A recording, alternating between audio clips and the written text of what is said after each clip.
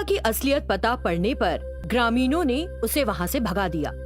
शेखर ने उन ग्रामीणों को फटकारा और चंद्रिका की तलाश में निकल गया। तलाशते हुए वो एक जंगल में घुस गया। चंद्रिका, तुम कहाँ हो? ये मैं हूँ, शेखर। मैं तुमसे मिलने आया हूँ, एक बार मेरे सामने आओ। इस तरह वो चंद्रिका को पुकार रहा था, लेकिन उसे जंगल में कोई नहीं मिला। कई घंटे इसी तरह घूमते रहने के बाद उसने चंद्रिका को एक स्थान पर बैठकर रोते देखा। उसे देखकर शेखर को बहुत खुशी हुई और वो उसके पास जाने लगा। उससे पहले कुछ शैतान चंद्रिका के पास पहुंच गए और कुछ कहने लगे। चंद्रिका, तुम यहाँ क्यों बैठी हो? रो क्यों रही हो? इतने साल कहाँ रही? वापस क्यों आई हो? चंद्रिका ने दुखी मन से सब कुछ बता दिया।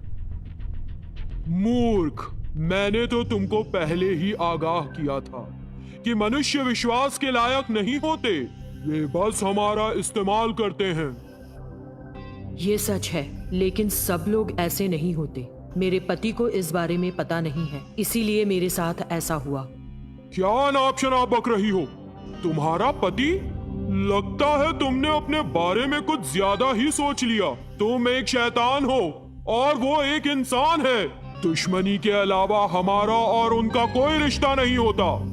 फिर दूसरी शैतान जो चंद्रिका की बहन थी, उसने कहा, देखो चंद्रिका, हम शैतान हैं और वो मनुष्य।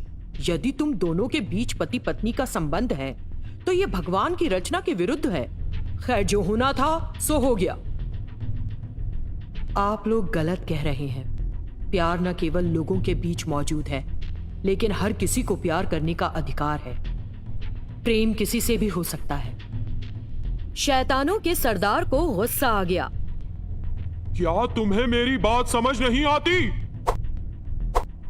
मुझे मत मारो, मुझे मत मारो। ये देखकर शेखर फौरन चंद्रिका और शैतानों के पास पहुंच गया। नहीं नहीं, उसे मत मारो। यदि दंड देना है तो मुझे दो। सब कुछ मेरी वजह से हुआ था। जानने के बाद भी मैं अमावस्या वाली बात भूल गया और उसे अकेला छोड़कर बाहर चला गया। सजा मुझे दो। सही कहा, सब कुछ तुम्हारी वजह से हुआ। अगर मैं तुम्हें मार दूंगा तो सारी परेशानी समाप्त। अगर मेरे पति के साथ कुछ किया तो मुझे नहीं पता कि मैं आपके साथ क्या करूंगी। ओह, तुम उसके लिए भी तैयार हो? तो दोनों सजा पाओगे। देखिए, कृपया हमें छोड़ दीजिए। हम दोनों कहीं और जाकर रह लेंगे। कैसे एक मनुष्य एक शैतान के लिए इतना अनुरोध कर रहा है? तुम्हारे चरित्र को देखकर मैं हैरान हूं। तुमने साबित कर दिया कि सभी मनुष्य स्वार्थी नहीं होते। तुम्हारा चंद्रिका के प्रति प्रेम शुद्ध है। तुम्हारे प्यार को बर्बाद करना ठीक नहीं होगा। तुम दोनों खुश रहो। इस बीच ग्रामीण भी शेखर और चंद्रिका की तलाश में जंगल में आ गए। चंद्रिका, कृपया हमें माफ कर दो। हमने तुमको गांव से भगाने के लिए जो कुछ भी किया, उसके लिए हम सब बहुत शर्मिंदा हैं। शेखर, कृपया तुम भी माफ कर दो। ये देखकर उन सभी शैतानों और शैतानों के सरदार को पता चला कि लोग असल में अच्छे ही होते हैं, लेकिन कभी कभी स्थिति विपरीत होने पर गलतियां कर देते हैं। उसके बाद शेखर और चंद्रिका फिर से उस गांव में वापस आ गए। जल्दी देखिए